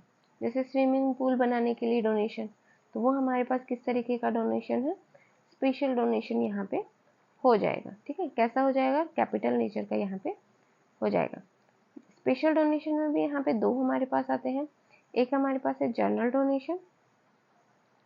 जनरल डोनेशन इसके टू टाइप्स होते हैं, सॉरी, स्पेशल डोनेशन और जनरल डोनेशन। जनरल डोनेशन के टू टाइप्स होते हैं, एक होता है लार्ज अमाउंट में और एक होता है स्मॉल अमाउंट। जो हमारे पास लार्ज अमाउंट के डोनेशन होते हैं, अगेन वो हमारे कैसे होते हैं, कैपिटल नेचर के। ठीक है, और जो हमारे पास छोटे छोटे अमाउंट में होते हैं वो कैसे होते हैं, वो ऑर्डिनरी होते हैं। हम उसको जो नॉर्मल पर्पस है हम उनके लिए भी क्या कर सकते हैं, उसको यूज़ कर सकते हैं। तो इस तरीके से ये हमारे क्या हो गए, डोनेशन हो गए। तो डोनेशन हमारा कितने टाइप का हो गया, दो टाइप का हो गया। एक हो गया स्पेशल डोनेशन और दूसरा हो गया जनरल डोनेशन। स्पेशल डोनेशन जो किसी स्पेशल पर्पस के लिए हमें मिलते हैं उसको हम बोलते हैं स्पेशल डोनेशन। और जनरल डोनेशन आपका अगेन दो पार्ट में डिवाइड हो जाएगा। एक हो जाएगा जो लार्ज अमाउंट के होते हैं वो वाली डोनेशन, और दूसरे जो स्मॉल अमाउंट के होते हैं वो वाली डोनेशन। अब ये कितना अमाउंट लार्ज है और कितना अमाउंट स्मॉल है, ये किसके अकॉर्डिंग वेरी करता है, ये जो भी आपका जो ट्रस्ट है, जो भी आपका एनपीओ है, उसके साइज पर यहाँ पे डिपेंड करता है। ठीक है, तो उस के साइज पर क्या करता है, डिपेंड करता है। हो सकता है जैसे मान लीजिए कोई एक नॉन प्रॉफिट ऑर्गेनाइजेशन है, ठीक है, उसकी ब्रांचेस बहुत सारी हैं। अब उसकी ब्रांचेस बहुत सारी हैं लेकिन आपने उसमें मान लीजिए 5 लाख का यहाँ पे क्या कर दिया, डोनेशन कर दिया। ठीक है, उसकी ब्रांचेस बहुत सारी है, उसका जो डेली का जो डोनेशन उसको रिसीव हो रहा है वो उनको मान लीजिए अरबों खरबों में रिसीव हो रहा है। तो 5 लाख तो क्या होगा उसके लिए, बहुत ही स्मॉल अमाउंट हो जाएगा ना। तो उसके लिए क्या हो जाएगा, स्मॉल अमाउंट हो जाएगा। तो ये अगर हम उसकी बात करें तो ये उसके लिए क्या है, एक रेवेन्यू नेचर का हो गया।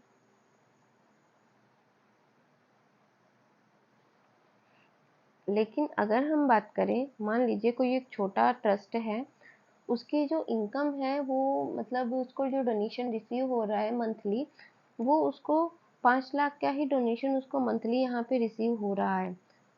उस कंडीशन में अगर हम उसमें 5 लाख का ही डोनेशन देते हैं, या फिर 5 की जगह अगर हम क्या करें, हमने 2 लाख का डोनेशन दे दिया है, तो ये इसके लिए क्या हो जाएगा, कैपिटल नेचर का हो जाएगा।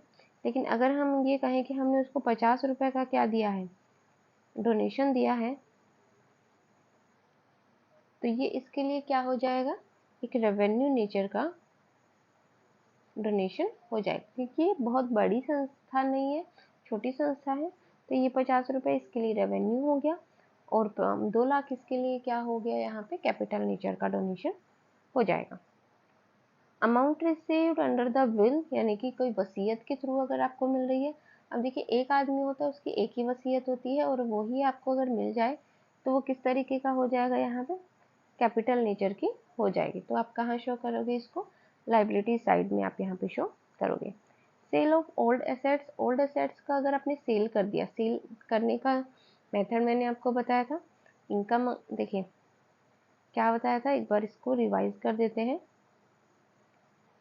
मान लीजिए कोई आपकी एसेट है, एसेट है आपकी 5000 की, उसमें से आपने 1000 की सेल कर दी है, ठीक है। 1000 की सेल कर दी आपने 1200 रुपये में। ये यहाँ से क्लियर नहीं हो रहा होगा, दूसरा पेन ले लेते हैं। देखिए आपकी एसेट थी 5000 की, ठीक है। उसमें से आपने 1000 की एसेट निकाली, मान लीजिए फर्नीचर आपने निकाला, इसको आपने क्या कर दिया, सेल कर दिया, ठीक है। अब आपकी जो बैलेंस शीट है उसमें से कितना एसेट कम होगा, 1000 का, ठीक है। आपने उसको बेचा कितने में है, 1200 में। आपकी रिसीट एंड पेमेंट अकाउंट में कितने से आएगा, 1200 से। ये आपका किस में आएगा, बैलेंस शीट में माइनस हो जाएगा। 1200 से आपने क्या कर दिया, उसको सेल कर दिया, यानी कि रिसीट एंड पेमेंट अकाउंट में कितना आया, 1200। प्रॉफिट कितने का हुआ, 200 रुपये का। यानी कि इनकम एंड एक्सपेंडिचर अकाउंट में जो गेन वाला पोर्शन है उसमें आप कितना शो करोगे, 200 रुपये। क्लियर हो गया। 5000 का था, 1000 का आपने सेल किया, सेल करने वाला आप किस में दिखाओगे, बैलेंस शीट में। कितने अमाउंट से सेल किया ये आप कहाँ दिखाओगे, 1200 में सेल किया, रिसीट एंड पेमेंट में। 200 रुपये का प्रॉफिट हुआ, क्योंकि 1000 का था, 1200 में सेल किया, तो 200 का यहाँ पे क्या हुआ, आपको प्रॉफिट हुआ। इस प्रॉफिट को आप कहाँ दिखाओगे, इनकम एंड एक्सपेंडिचर अकाउंट के इनकम साइड में हम इसको शो करेंगे। आई होप कि अभी आपको ये बहुत अच्छे से क्लियर हो गया होगा कि सेल ऑफ ओल्ड एसेट्स को आप किस तरीके से ट्रीट करोगे, ठीक है। नेक्स्ट देखिए, नेक्स्ट क्या कहा है, sale of old newspaper and sports book. ये आपके पास कैसे होते हैं, ये इनसे जो इनकम होगी वो आपकी रेवेन्यू नेचर की होगी, क्योंकि आप इनको क्या कर सकते हो, बार बार बेच सकते हो। अखबार रोज नए आएंगे, आप नए रोज बेच सकते हैं, पुराने वाले आप बेच सकते हो, नए वाले नहीं बेचने, पुराने वाले बेचने। साथ ही साथ जैसे हमने टॉयज़ की बात करें तो बच्चों के टॉयज़ भी नए आते रहेंगे और पुराने आप क्या कर सकते रहोगे, सेल करते रहोगे। ऑनरेरियम क्या होता है ये हम डिस्कस कर चुके हैं। कोई स्पेशल पर्सन आप यहाँ पे बुलाते हो जो कि उस चैरिटेबल ट्रस्ट का एम्प्लॉय नहीं है, ठीक है, उसको आप बुलाते हो, उसको कुछ आप फीस देते हो, तो उसको बोला जाता है पेमेंट ऑफ ऑनरेरियम, ठीक है। ये क्या होती है, डेबिट साइड में हम इसको राइट ऑफ कर देते हैं लिख करके इनकम एंड एक्सपेंडिचर अकाउंट के। तो मेथड हमें बताया हुआ है किस किस तरीके से हम क्या करते हैं, यहाँ पे जो हमारे अकाउंट्स हैं उनको यहाँ पे प्रिपेयर करते हैं। सबसे पहले तो हमें क्या चाहिए, हमारा ओपनिंग और क्लोजिंग बैलेंस चाहिए। अगर नहीं है तो हम क्या करेंगे वो भी हमें पता होना चाहिए। तो ये हमें कुछ मेथड बताए हुए हैं जो कि हम पहले भी डिस्कस कर चुके हैं कि ओपनिंग बैलेंस शीट में ओपनिंग जो हमारे पास होता है कैश और बैंक का बैलेंस, वो हम कहाँ दिखाते हैं, रिसीट एंड पेमेंट अकाउंट में, ये हम डिस्कस कर चुके हैं। और उसके बाद ये हम कहाँ नहीं दिखाएंगे, इनकम एंड एक्सपेंडिचर में नहीं दिखाते हैं, but should be return and asset side किस में दिखाएंगे, ओपनिंग बैलेंस शीट में। ओपनिंग बैलेंस शीट और साथ ही साथ रिसीट एंड पेमेंट अकाउंट में। क्लियर हो गया। ये थोड़ा सा क्या है, ये रिवीजन चल रहा है जो हमने अब तक पढ़ लिया है उस चीज़ का, कि अगर आपके पास क्या है, ओपनिंग बैलेंस है तो आप उसको फर्स्टली तो दिखाओगे रिसीट एंड पेमेंट अकाउंट में, कहाँ पे, रिसीट साइड में, ठीक है। और सेकेंडली आप कहाँ दिखाओगे, ओपनिंग बैलेंस शीट में आप इसको शो करोगे। क्लोजिंग बैलेंस है तो आप इसको क्लोजिंग में दिखाओगे रिसीट एंड पेमेंट के, और साथ ही साथ आपको क्लोजिंग बैलेंस शीट के एसेट साइड में भी इसको शो करना है, ठीक है। उसके बाद जो आपके रिसीट और पेमेंट की जो भी रिसीट होती है या पेमेंट्स होती है उसको आप दो भागों में बांटते हो। एक होता है कैपिटल रिसीट, दूसरा होता है रेवेन्यू रिसीप्ट। कैपिटल रिसिप्ट वही रिसिप्ट जिनको आप फर्स्ट टाइम रिसीव कर रहे हो, उसके बाद वो रिसीव नहीं होगी, जैसे कि आपका लाइफ मेंबरशिप हो गया, एंडोमेंट हो गया, लेगेसी हो गया, स्पेशल डोनेशन हो गया, ये सारे आपके आ जाएंगे।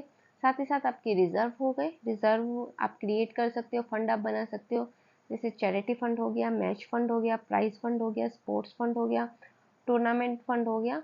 तो इस तरीके से आप ये भी कर सकते हो। अच्छा, इनसे रिलेटेड जो भी एक्सपेंसेस होते हैं, जैसे मैंने आपको पहले ही डिस्कस कर चुकी हूँ, मैच फंड आपके पास आया है, ठीक है। इसका कुछ अमाउंट आपके पास आया है, लेकिन अगर आपने कुछ एक्सपेंसेस किए, जैसे आपने बैट वगैरह खरीदे हैं, आपने कुछ पैड वगैरह खरीदे हैं, कुछ अपने ग्लव्स खरीदे हैं, तो आपने कुछ एक्सपेंसेस किए हैं, तो वो मैच एक्सपेंसेस हो जाएंगे यहाँ पे। उन मैच एक्सपेंसेस को क्या कर देंगे, इसमें से माइनस करके हम शो कर सकते हैं। ठीक है, इस चीज़ को भी आपको याद रखना है। नेक्स्ट हमारे पास आता है सेल ऑफ एसेट्स का ट्रीटमेंट किस तरीके से करना है, वो भी हम डिस्कस कर चुके हैं। रेवेन्यू रिसीप्ट में आप क्या, जो भी अदर टाइप की रिसीट हो गई, जैसे एंट्री फीस हो गया, आपने कोई शो चला रहे हो, उसके लिए आपने एक पर्टिकुलर अमाउंट 5 रुपये 10 रुपये जो भी आपने एंट्री का फीस है वो यहाँ पे मेंशन किया हुआ है, तो वो आप यहाँ पे लिख सकते हो। सेल आप कर सकते हो ओल्ड न्यूज़पेपर की, और अदर कोई भी आपकी रिसीट है जो कि आपकी क्या नहीं है, कैपिटल नेचर की नहीं है, वो भी आप यहाँ पे क्या कर सकते हो, लिख सकते हो। ये हमारे पास सब्सक्रिप्शन का है कि सब्सक्रिप्शन का ट्रीटमेंट हम किस तरीके से करेंगे, एक बार और देख लेते हैं, वैसे तो डिस्कस कर ही चुके हैं। रिसीव्ड ड्यूरिंग द ईयर, वो हम यहाँ पे लिखेंगे, ऐड कर देंगे outstanding at the end of year, और साथ ही साथ subscription received in advance in the beginning of the year.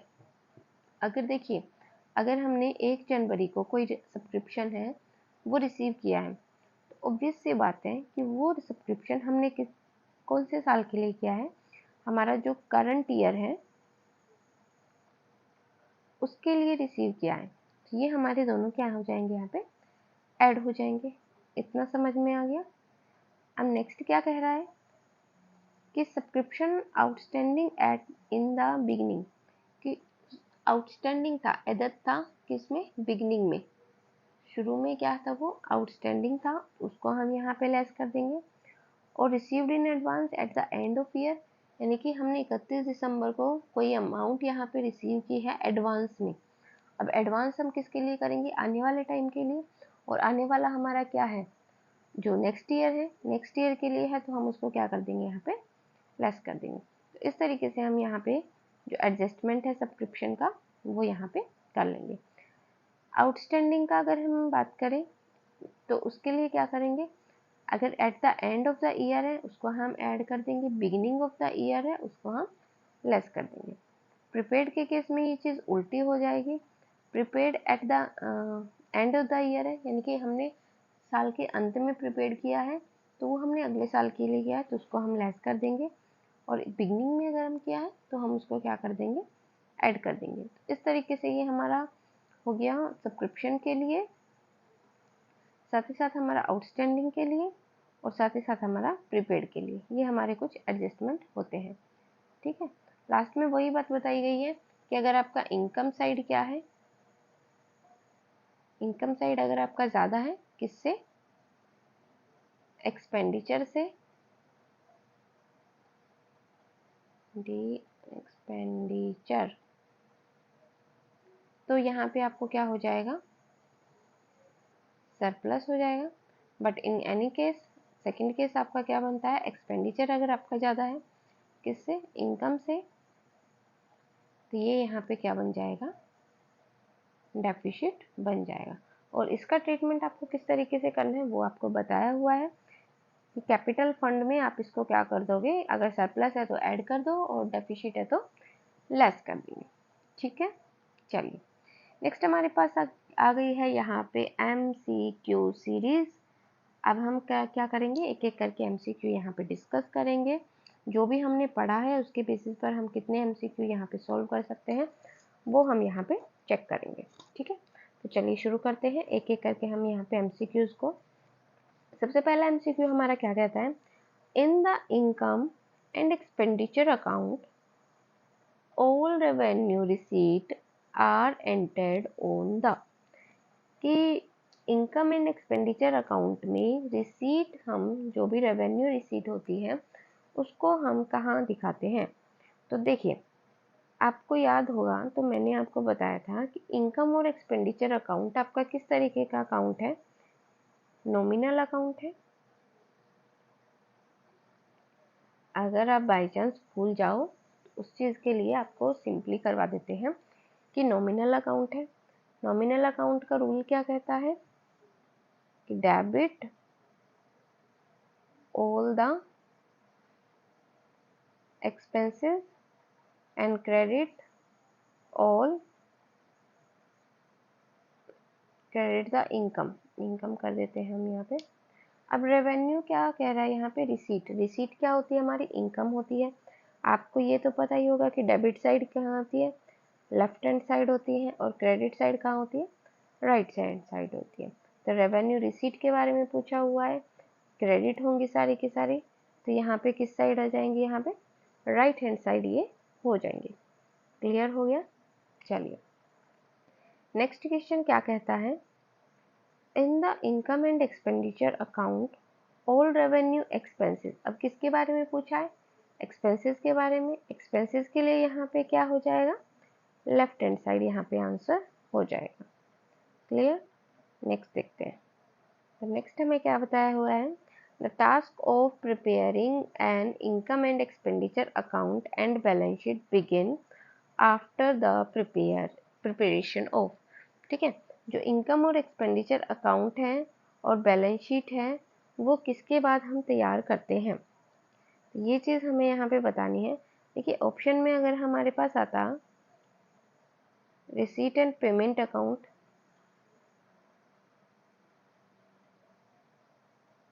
तो ये हमारा करेक्ट आंसर होता है, बट इसमें कहीं भी रिसीट एंड पेमेंट अकाउंट दे ही नहीं रखा।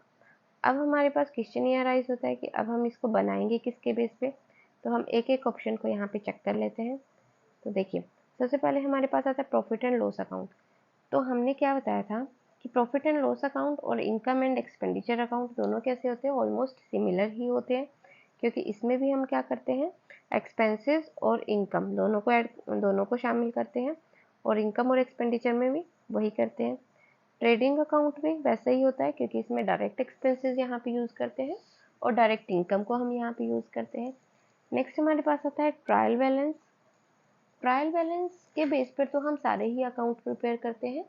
ये क्या होता है ट्रायल बैलेंस, हम क्या कहते हैं इसको, सेट ऑफ बुक्स।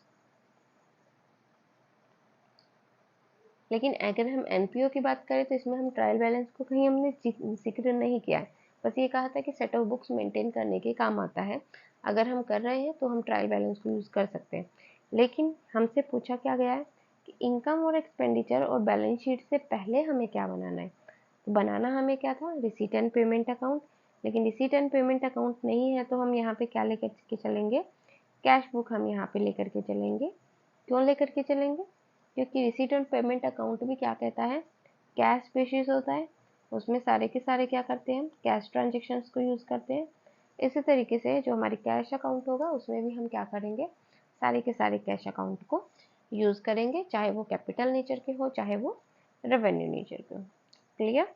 चलिए नेक्स्ट क्या कहा गया है, in receipt and payment account. अब रिसीट एंड पेमेंट अकाउंट के बारे में पूछा हुआ है, कैश इन हैंड एंड और at the bank is shown on the, cash in hand और कैश एट बैंक कहाँ शो किया जाएगा। देखिए कैश इन हैंड और कैश एट बैंक ऑब्वियस सी बात है कहाँ शो किया जाएगा, आपका जो भी आपका इनकम साइड है वो, ये हमने आपको बताया था कि ओपनिंग बैलेंस हम यहाँ पे शो करते हैं कुछ, इसका हम एक बार देखिए परफॉर्मा, देखिए ये नहीं है, ये है। तो देखिए यहाँ पे हम क्या करते हैं, इसको शो करने का काम करते हैं। ठीक है, ओपनिंग कैश और बैलेंस के बारे में पूछे तो कहाँ जाएगा, डेबिट साइड में, और अगर क्लोजिंग के बारे में पूछा जाए तो वो कहाँ आ जाएगा, यहाँ पे क्रेडिट की साइड में। ठीक है, तो इस चीज़ को हमें याद रखना है कि ओपनिंग और क्लोजिंग दोनों का हमें किस तरीके से ट्रीटमेंट यहाँ पे करना है। तो हमसे पूछा क्या गया है, cash in hand and cash at balance is shown, कहाँ शो करना है, तो हम इसको मान के चल रहे हैं ओपनिंग के बारे में पूछा गया है। ठीक है, ओपनिंग अगर हमसे पूछा गया तो लेफ्ट हैंड साइड, और अगर हम बात करें क्लोजिंग बैलेंस की तो वो कहाँ हो जाएगा, राइट हैंड साइड में हो जाएगा।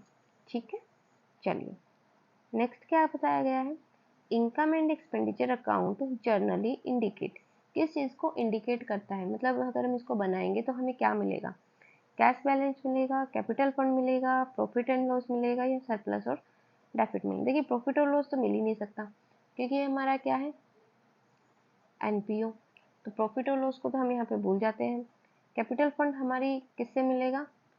जो हमारा ओपनिंग हमने बात की थी, एक बनाते हैं ओपनिंग बैलेंस शीट, तो उससे हमारा कैपिटल फंड निकल के आता है। कैश बैलेंस हमारा किससे निकल के आएगा? रिसीट एंड पेमेंट से। तो लास्ट में हमारा बच गया फोर्थ ऑप्शन, और फोर्थ ऑप्शन क्या कहता है? हमारा सरप्लस और डेफिसिट को यहाँ पे रिप्रेजेंट कर रहा है, यानी कि हमें क्या मिलेगा? सरप्लस और डेफिसिट यहाँ पे मिलेगा। ठीक है, किससे? इनकम और एक्सपेंडिचर अकाउंट से। नेक्स्ट क्वेश्चन यहाँ पे क्या कहता है? Donation received for special purpose, कि हमें डोनेशन रिसीव हुआ है किसी स्पेशल पर्पस के लिए, इसका हम ट्रीटमेंट किस तरीके से करेंगे? Should be credited at to a separate account and shown in the balance sheet. ठीक है, ये चीज़ हमने पढ़ी थी कि अगर वो स्पेशल पर्पस के लिए है तो हम उसको अलग से बैलेंस शीट में शो करते हैं। क्यों? क्योंकि वो हमारे लिए क्या है? वो हमारे लिए वन टाइम रिसीव्ड है, कैपिटल नेचर का है, तो हम उसको बैलेंस शीट में अलग से शो करते हैं। ऑप्शन नंबर ए सही हो जाएगा। Should be shown in asset side, asset side में तो हम शो करते ही नहीं है क्योंकि संपत्ति नहीं है, वो हमारा दायित्व है। क्रेडिटेड इनकम एंड एक्सपेंडिचर बिल्कुल नहीं, क्योंकि इसमें हम क्या करते हैं? सारे रेवेन्यू नेचर के यहाँ पे इंक्लूड करते हैं। नन ऑफ द अबव, तो ये हमारा ऑप्शन नंबर ए यहाँ पे करेक्ट हो जाएगा। सेल ऑफ ओल्ड न्यूज़पेपर बहुत बार बताया था कि किस तरीके का है, रेवेन्यू नेचर का रिसीव है, रेवेन्यू है, काफ़ी बार बताया था, तो ये ऑप्शन नंबर ए यहाँ पे करेक्ट हो जाएगा। Which of the following is an example of non profit organization. ठीक है, इसमें से आपको एग्जाम्पल बताना है किसका? नॉन प्रॉफिट ऑर्गेनाइजेशन का। जैसे कॉरपोरेशन हो गया, ऑडिट फर्म हो गए, इंश्योरेंस कंपनी हो गई, या पब्लिक हॉस्पिटल्स हो गए। अब देखिए, अगर हम बात करें, इसमें आपको कॉमन सेंस यहाँ पे यूज़ करना है। कॉरपोरेशन हो गया, कॉरपोरेशन का मेन पर्पस हम क्या करते हैं? यहाँ पे प्रॉफिट अर्न करना होता है। ठीक है, कोई भी आपने कॉरपोरेशन यानी कि कंपनी की तरह ही हो गई, कमीशन वहाँ पे रिसीव होता है। ठीक है, तो वो प्रॉफिट अर्न करने के लिए ही होते हैं। ऑडिट फर्म की अगर बात करें तो ये क्या चार्ज करती है? फीस चार्ज करती है। ठीक है, और इनका फीस भी कैसा होता है? बहुत ही हाई होता है, यानी कि ये भी बहुत ज़्यादा इनकम अर्न करने के पर्पज़ से क्या होती है? ये एस्टेब्लिश होती है। नेक्स्ट हम बात करें इंश्योरेंस कंपनी, ये क्या करती है? क्लेम प्रोवाइड करवाती है। वेलफेयर इनका पर्पज़ नहीं होता, क्लेम देना होता है, लेकिन क्लेम कैसे? पहले ही आपसे पैसा लेती है और उसके बाद अगर आपको कोई क्षति होती है तो उस कंडीशन में आपको क्या देती है? क्लेम देती है। तो ये भी हमारा एनपीओ नहीं हुआ। लास्ट में बचता है पब्लिक हॉस्पिटल। पब्लिक हॉस्पिटल को आप क्या कह सकते हो? गवर्नमेंट हॉस्पिटल भी बोल सकते हैं, जहाँ पे बहुत ही और नॉमिनल सी फीस ली जाती है, उसको हम बोल सकते हैं कि ये पब्लिक वेलफेयर के लिए यूज़ हो रहे हैं। ठीक है, तो एनपीओ में कौन आ जाएगा? हमारा पब्लिक हॉस्पिटल यहाँ पे आ जाएगा। नेक्स्ट अगर हम बात करें, surplus and profit of non profit organization are, कैसे होते हैं सरप्लस और प्रॉफिट? देखिए, सरप्लस और प्रॉफिट किस में से निकल के आता है? आपका इनकम एंड एक्सपेंडिचर में से। ठीक है, तो अब इसको ऑप्शंस देख लेते हैं।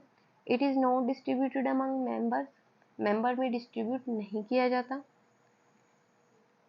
नेक्स्ट कह रहा है मे बी और may not be distributed among members, कि या तो किया जा सकता है या फिर ना भी किया जाए। It is debited to general fund, general fund में इसको ट्रांसफ़र कर दिया जाता है, डेबिट कर दिया जाता है, कम कर दिया जाता है। और डिस्ट्रीब्यूटेड अमंग मेंबर्स, यानी कि मेंबर्स में बांट दिया जाता है। तो देखिए, ऐसा कोई प्रोविज़न नहीं है कि कुछ भी अगर प्रॉफिट हो रहा है तो आप उसको बांटने का काम करोगे। ठीक है, तो it is not distributed among members, किसी भी तरीके से मेंबर्स में ये बांटा नहीं जाएगा। क्लियर? नेक्स्ट हमारे पास आता है, an income and expenditure account is based on, किस पर बेस्ड होता है? अक्रूवल बेस पर, मिक्स्ड बेस पर, मैनेजमेंट कॉस्टिंग पर, या कैश बेस? देखिए, कैश बेस पर तो नहीं होता है, ये तो आपको पता ही होगा, क्योंकि कैश बेस पर क्या होता है? रिसीट एंड पेमेंट अकाउंट यहाँ पे कैश बेस पर होता है। मैनेजमेंट अकाउंटिंग का कोई रोल ही नहीं है, ये कोई कॉन्सेप्ट ही नहीं बनता है। मिक्स्ड बेस नहीं होता है, क्यों? क्योंकि इसमें हम अक्रूवल वाला लेके चलते हैं। एक्रूवल यानी कि हम क्या करते हैं, जो इनकम हमारी ड्यू हो चुकी है बट हमें रिसीव नहीं हुई है, या फिर जो हमें एडवांस में रिसीव हो गई है, ठीक है, उन इनकम को भी हम यहाँ पे क्या लेके चलते थे, राइट डाउन करते हैं। ठीक है, इसलिए ये हमारा जो ऑप्शन नंबर ए है ये यहाँ पे क्या हो जाएगा, करेक्ट हो जाएगा कि कैश बेसिस भी नहीं है, मिक्स्ड भी नहीं है और मैनेजमेंट अकाउंटिंग भी नहीं है। कैसा है ये, एक्रूवल बेसिस ऑफ अकाउंटिंग यहाँ पे हो जाएगा। तो इस तरीके से आज का हमारा ये जो सेशन है ये यहीं पे ख़त्म होता है। आई होप कि आपको समझ में आया होगा। अगर नहीं समझ में आया तो आप इसको रिवाइंड करके एक बार और देख सकते हैं। वीडियो पसंद आई हो तो आप लाइक कर सकते हैं, अपने फ्रेंड्स के साथ शेयर कर सकते हैं और अगर चैनल पे न्यू है तो आप उसको सब्सक्राइब कर सकते हैं। ठीक है, ऐसे ही और वीडियोस के लिए बने रहिए कॉमर्स क्लासेस पर। Thanks for watching.